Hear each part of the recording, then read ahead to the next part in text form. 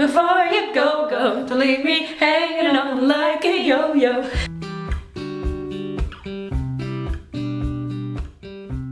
Hello! Welcome back to Crows Before Bros. I'm Randy. I'm Lauren. And we're here to yell about books, as always. Oh yeah. We gotta yell. Yelling. It's critical. Do we like them? Yelling. Do we hate them? Yelling. Yelling. Do we feel mediocre about them? Probably not yelling. How are you doing? What have you read? Doing good. I feel like I've read a lot since last time. I read The 1000th Floor by Catherine McGee, which was not what I thought it was going to be. It's like reality TV. You're like, is this objectively good? Absolutely not. Am I going to see it through to the end? 100%. This is me watching Dance Moms right now. There's no one else here. We shouldn't get the empty chair. Empty chair. Do a solo. And then I also read The Soul in Air, which was a little bit of a flop for me. I feel like I just didn't love it as much as I love the Folk of the Air series. I read The Hookup Plan by Farah Roshan, which was like pretty okay, but it gave me some new ick terms. They refer to like a certain sexual act as slinging tongue. Ugh. Which is so gross to me. But I was telling my husband this, and he's like, that'd be a hilarious way to say like someone's rambling. They're just slinging tongue. Slinging tongue. So like us all video long. Slinging tongue. Let's rename our channel. www.youtube.com/slinging tongue. What have you been up to the last month? I've read less. I've been more into like cozy kind of romances. So I read The Do-Over by Lynn Painter, which I loved a lot. You recommended that one to me because the main character is me. Literally you. So I will be talking about that one a little bit, but yeah, that was my only read, and then otherwise we've just been busy bopping around. We did the Calgary Comic Expo together for the four of us. Yes. So fun until I got a tattoo that got wildly infected. So I know, rip. Yeah, so this week's been kind of like kooky. Like, a little wacky. So yeah, less reading and more just like, you know, trying to exist. Yeah, and trying to heal up my arm so that I don't have to chop it off, you know? No, please don't. Should we start? Yeah. Let's start. What a transition moment. Yeah. And then it's just us sitting exactly how we were sitting before. We could do a switch and then like a switch back and then a switch and then a switch back. Do like one of those things that's like a spinning star and then it's just us again. All of a sudden it's us. That's so funny. Let's put terrible transitions in our videos. Can we please? Yeah. All right, this month our buddy read is Happy Place by Emily Henry. Full circle moment. Because last summer we read Book Lovers as our very first. It's true. It was so exciting. Yeah. So we were like, we're gonna read the newest Emily Henry book. And we have loved all her other romances. And we've loved all of her other just romance. I did not like her YA sci-fi book very much. But we loved her other romances. Yeah, we were ready to scream. Yeah. So squeal. Squeaky little squeal with the little feet, you know, where you're like, this is so cute. Oh, I thought you were trying to be like a little animal. I was thinking of a seal. You know when you hear something really cute and you're like, yeah, but so cute. My brain replaced squeal with seal. Doesn't he sing this song? Baby, and then there's something about a kiss by the rose. You said, baby, and I went, why don't you just meet me in the middle? Just not seal. This channel is pro seals. All right, we're gonna talk about Happy Place by Emily Henry. You wanna hit us with the plot? So, Happy Place by Emily Henry is technically adult, just contempt fiction. It's not shelved in romance, but it's a romance, realistically. The romance isn't the only plot point, but it is the main plot point. It is 388 pages long, and it is so stinking cute. It is so stinking cute. Yeah, so I'll give you a quick little run through of kind of the plot getting into it. Let me just read what's going on here. So our story follows our main character, Harriet, as she is planning to return to her friend's cabin. They do an annual it started as a girls trip and started as like everyone and their partner trip. It's kind of the last one that they're gonna be having in this location because her friend is selling their family cabin. So she gets there, she's like, yay, I'm so happy to be here. And in walks her ex-fiance, her secret ex-fiance. Her friends do not know that they've split up. It's been like 5 months and they just haven't found a way that they're comfortable telling their friends. So they're like, okay, we're gonna have to come clean. And right as she's like, okay, well, let's tell them, she learns that the reason that they're hosting this kind of final really big shindig is because two of the friends that are there are actually getting married over the week. And so she's like, well, now we can't tell them. It's gonna ruin the whole wedding. So we are just going to keep this to ourselves and pretend like everything's fine until afterwards. And that's kind of really where the story takes off. We have a little bit of flashbacks where we see Harriet and the love interest Win fall in love over these cabin weekends, and then, you know, the subsequent falling out of the relationship. That's really kind of the main plot point. We see a lot of friendship dynamics. We see a lot of fake dating and trying to like prove to everybody that they have feelings while simultaneously trying to prove to themselves that they don't anymore. Yeah. Lots of kind of fun dynamics in there. So yeah, it's very interesting. More characters than any other Emily Henry book that we've read. Yeah, because it's definitely a group. For characters, we have Harriet. She's our main character. She is a med student. She's like a big people pleaser. Everything that she's doing, she doesn't have herself in mind. She's trying to mediate every situation for the betterment of her friends and her friend group, even when it's not necessarily the right call. The people-pleasing tendencies were very like relatable for me. For myself, I also related to Harriet a bit, less in the people-pleasing aspect, but one, her style of humor is my exact style of humor. That's true. Right off the beginning of the book, I was like, this is me. Like when they're like, oh, I haven't seen you in so long, and she's like, I got a new face. That would be me. I would say that. That's true. Yeah. I got a witch to cast a spell on me, so I look different now. I feel like in a lot of Emily Henry books, in Book Lovers, you were the main character. Yeah. And in Beach Read, I was the main character. And I feel like this meets somewhere in the middle of the two of us. The interjection of our character is this main character. Yeah. Also, I really related to her attempts to mediate every situation. In the story, Harriet has a lot of background around her family, and my story doesn't like mirror that directly, but my response to my situation was very similar to hers, and trying to constantly mediate everyone else's conflict without ever being like, am I okay with this? You know, like what do I actually want from this? So there's times where I was like, I do not relate to this character, and times where I was like, oh, that's literally me. It was very bizarre. I actually think I relate a lot to Win as well. Me too. Want to read a book where you're every character? Yeah. You're the main character, you're the love interest, you're the everybody. sassy best friend. I also was like, am I Cleo? I might be Cleo. Yeah, sometimes I thought I might be Sabrina as well. Next we have Win, who is the love interest. One, his name is Windham, like the freaking hotels. And it's like, no wonder we all call him Win. I would have gone by Ham. But I think Win is supposed to be like sexier, you know, like Winnie the Pooh.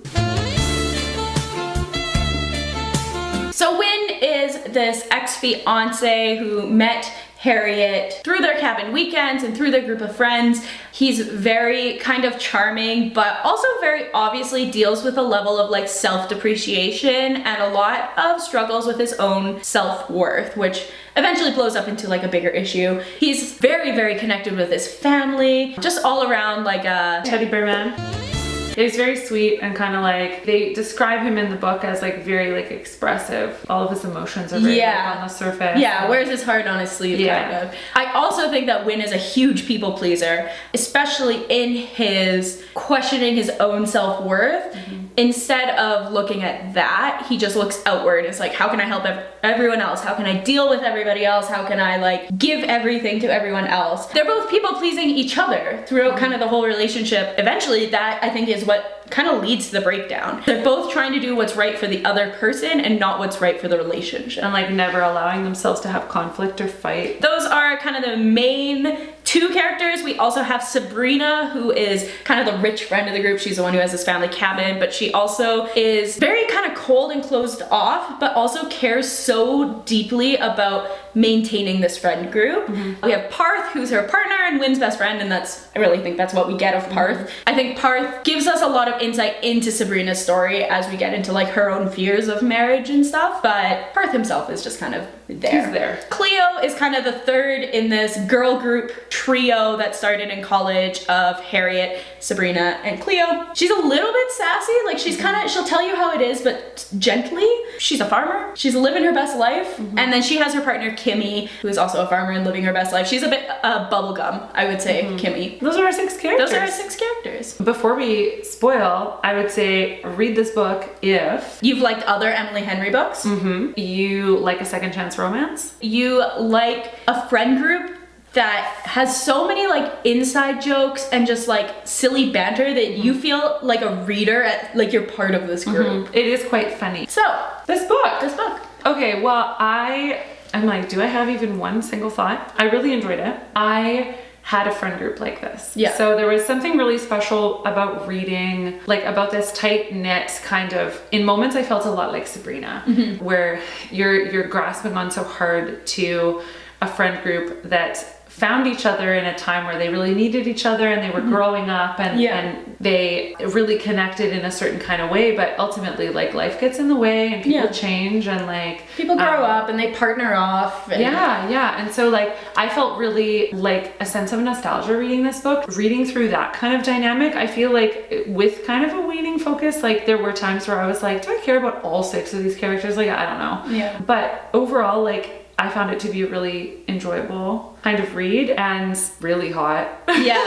Emily Henry does tension really, really well. Oh, wow. I would say probably maybe more than any of the rest of them does slow burn very, very well. Yeah. Because it's like this tension that's like already started from the very, very beginning because you're like, these are like exes. These are like ex-lovers, right? And they're like in a situation where they're forced to pretend like they still are in love, but they are still in love. And so there's this like, can we, can't we, will we, won't we, the whole book long. And I was just like, oh, and like because when they were together they were very PDA, very touchy, so in order to like upkeep that they can't be like, hello, how are you today? Like when they're at the bar and she's like sitting in his lap and they're just like whispering like anger in each other's ears, but it's so I think that this book, these intimate moments that you get to be like, oh, are they gonna this isn't my favorite Emily Henry book, even though I still really enjoyed it, but I do think that this was the one that really played with dynamics really, really well. Dynamics how? I think often when I read second chance romances, I go in and I'm like, screw this guy. He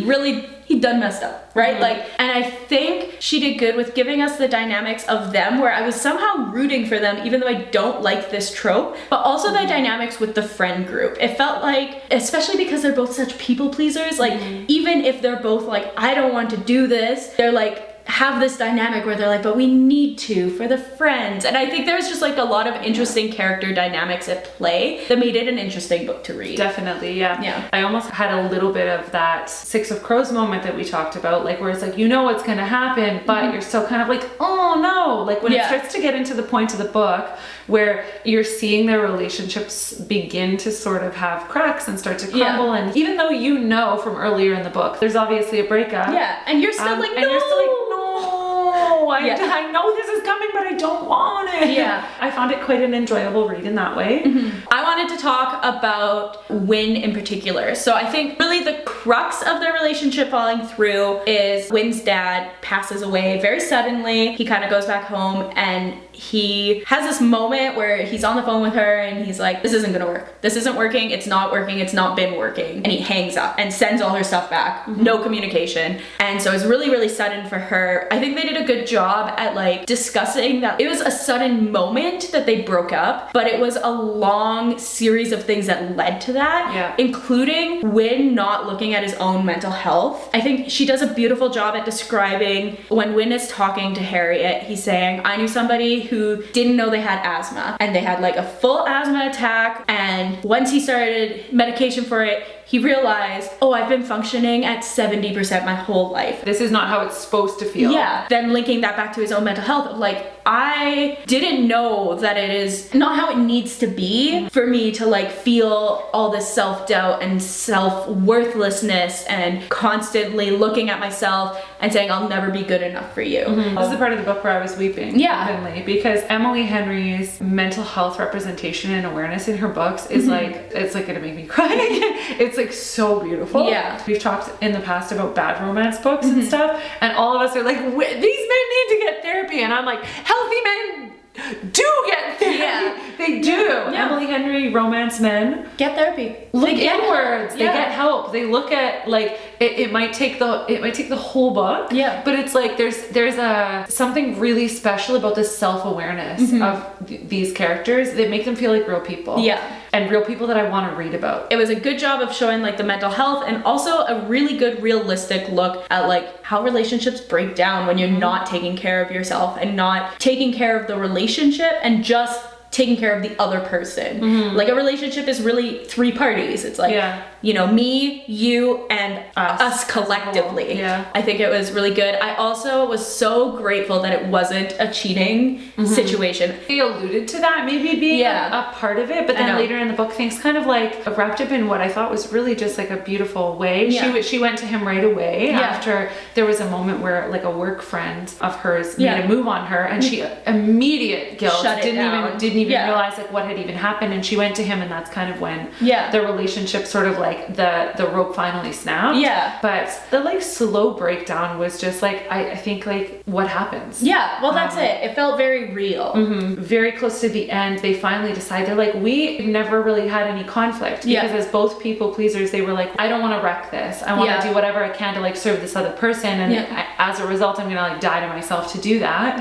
And so they have this moment where they fight, and it made me like thankful for my relationship because I mean that's kind of how Matt and I fight, is like you don't call each other unkind words, and you like communicate if you need to take a step back from the fight, but it's like not in a way that makes the other person feel like you're leaving and leaving for good. It was just like a very healthy representation of like what it means to fight or work through conflict as a couple in a way that's like productive and not blamey or defensive or all these things that or straight mean. Right? I read Emily Henry books with just awe that she's able to broach some of these subjects in a way that doesn't feel like preachy, where it doesn't take me out of the story to like, oh, the author is trying to like be kind of therapizing here, right? Their problem wasn't communication necessarily. Even when this event happened with her coworker, she shuts it down right away and she's like, I need to talk to Win about this. The communication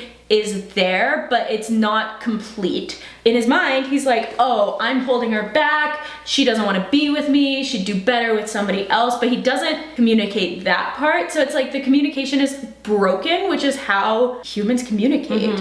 And so it doesn't necessarily feel like a classic miscommunication trope. It's not like a stupid thing. Harriet didn't have answers as to necessarily why Win left, but it didn't feel like miscommunication still. It felt just like a breakdown. I quite liked it. As we got to the end, I was a little bit like, what's gonna happen here? Because like, I mean, the whole kind of crux of it, we talked about this in Book Lovers, about how Emily Henry does a really good job of like not having the characters like drop what they're passionate about in order to like just be like, oh well, I'm in love and that's all that matters, like I don't need to have my job as whatever. So as we were getting closer to the end, I was like, we were maybe having a little bit of it hinted to us that she was like not happy in her career, but I was like, what's gonna happen here? Are we gonna have another moment where they decide not to be together or whatever because their lives are in different places? But I think she did a good job of being like, okay, this is a choice that she's making for herself. Also in that, for a lot of their relationship, Win was doing the like, the only thing that matters to me is loving you. You're the only thing for me. It's nice to hear, but he was like, I'm away from my family, I'm isolated, I'm alone, I can't find a job. Like those are all things that impact a relationship. And so Emily Henry let us see the like, sometimes we do that and we really feed into like, my sole purpose is loving you and being in love with you, and that's not a healthy dynamic either. And that's part of what led to their breakdown. He wasn't able to like see that very romantic mindset is actually really damaging to them. Really unhealthy for him and for them in general. It was interesting, an interesting take on grief as well. Him going through the loss of his dad. I thought, what a nice, pleasant ending that his grief led him to help. Which is not always the way, right? No. And it's just so well done, and you really grow to like care about these characters. When Win is like, I started getting help, you're like, hell yeah, you did. You did. Like, when Harriet is like, I need to fight with you, you're like, hell yeah, you do. Like, you're just cheering on these characters so much by the end. Yeah, and anytime she's doing pottery, I was like, yeah, girl, yeah, girl. you sling that clay. Ew. On the note of sexy scenes. Yeah. See how awkward I am? When Harriet and Owen loves Great sex scenes. Great sex scenes. Very mwah. Zero ick. Oh yeah, that almost moment in In the the shower. Oh my god.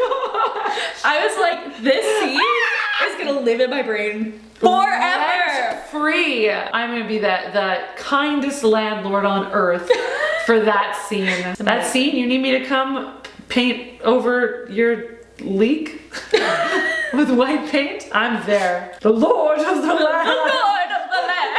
Again, it's like the tension, right? Like, you could write a sex scene and it is what it is. It's two people who have sex, but it's like, there's so much tension even in these moments of like inside jokes and reminders back to previous things, and so many almost moments that by the time they actually like make a move, you're like, oh, finally. Well, oh, great heavens. Okay, and so I've said before that I go like, you know, like I think my threshold for smut is like not that high. Yeah. But if it serves the plot well, Yeah. and if it's worked up to in a way that feels like this is needed Yeah. for the story, it's just the payoff is so You need to be good. like mentally and emotionally connected enough. Yeah. Almost like you're there. Yeah, I'd love to be there.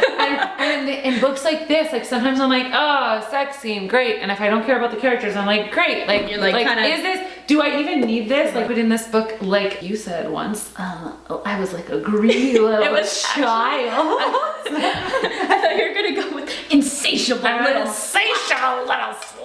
I did want to mention that this is the one time that I called a plot twist right at the beginning when Sabrina put them in the shared room. I was like, oh, Sabrina knows. Really? Yeah. Oh, wow. Because they always like have the one room that they go to, and like they have two separate beds in that room that they've always just pushed together. But Sabrina's like, oh no, you guys, like take the master bedroom with the sexy shower. And In hindsight, that makes a lot of sense. Yeah. With the open shower, with the bathroom, open shower, it's like totally like. then she's like, right out of- you two are so cute. Just run over and do all these errands for me together that are so romantic.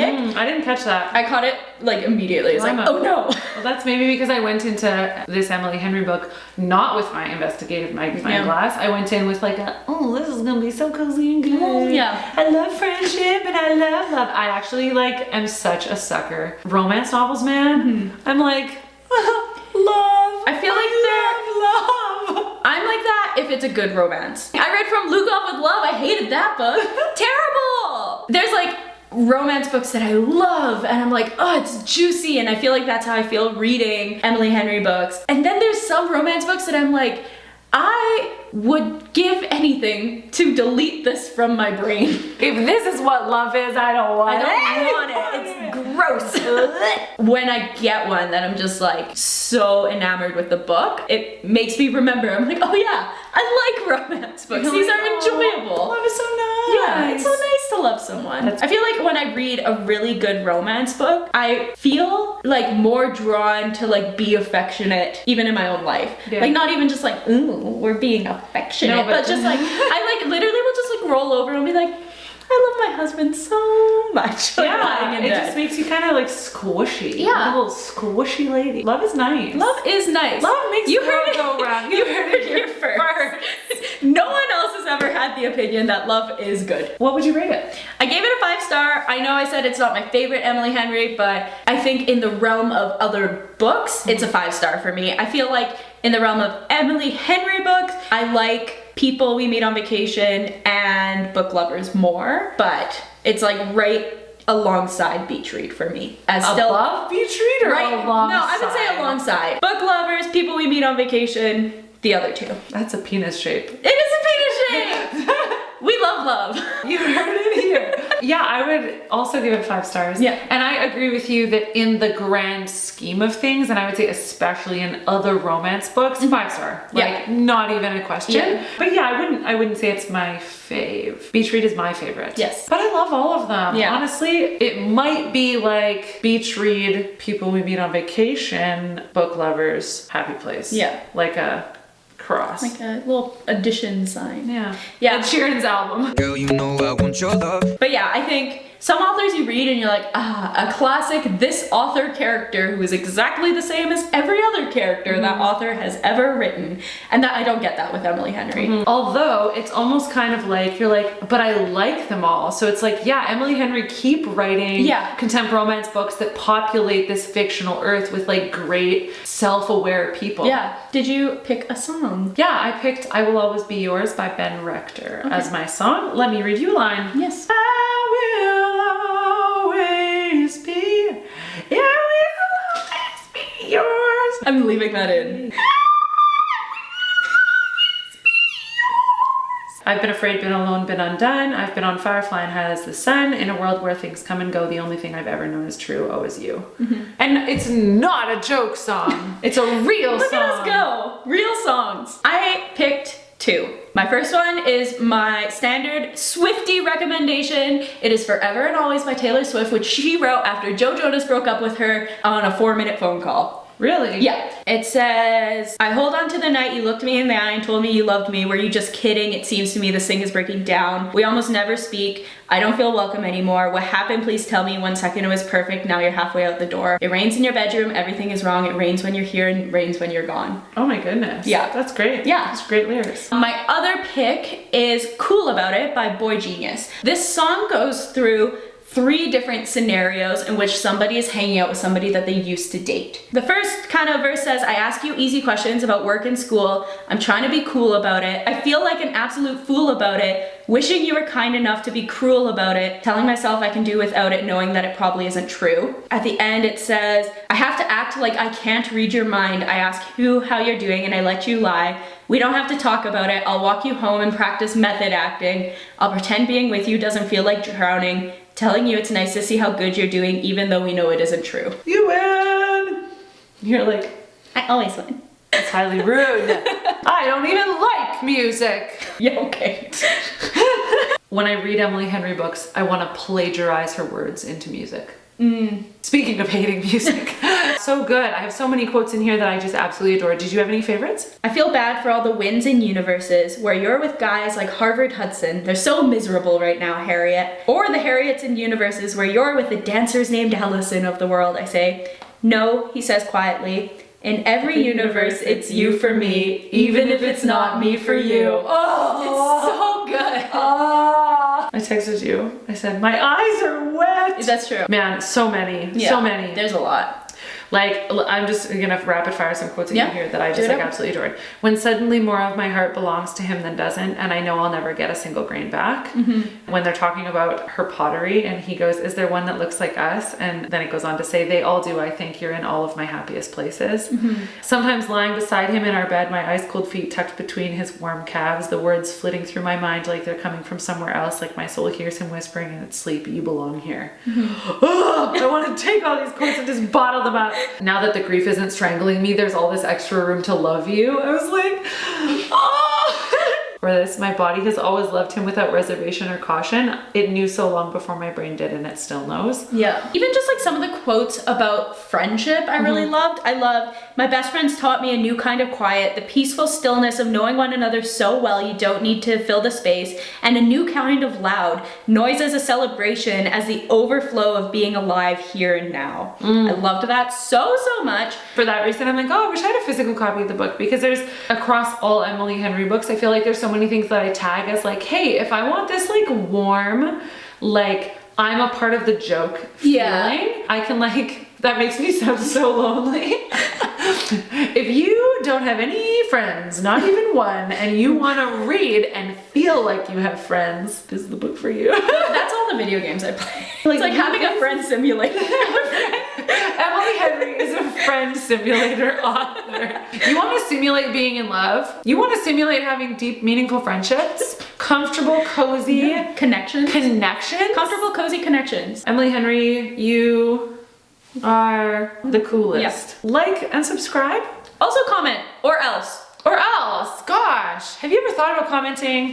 Have you ever thought, I should comment on one of these wacky girls YouTube videos? I have things to say about this book that they read, and it's just right at the edge of my fingertips. That's what you should do. You should comment. Comment.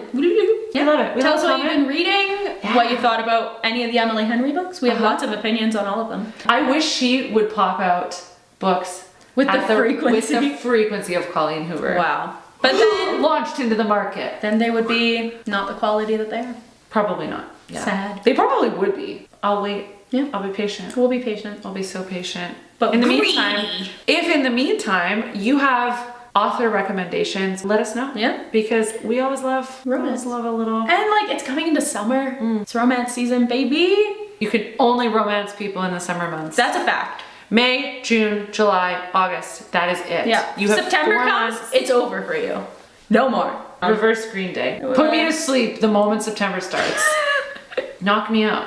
We love you guys. We'll see you next time. Bye. Later. Mwah. We also do this all the time. Like, what are you doing? You know what? I'm gonna make fun of the things that you do in every You're video. allowed to make fun of me. I'm going to. I'm gonna edit together a video of you just saying juxtaposition in every video we do.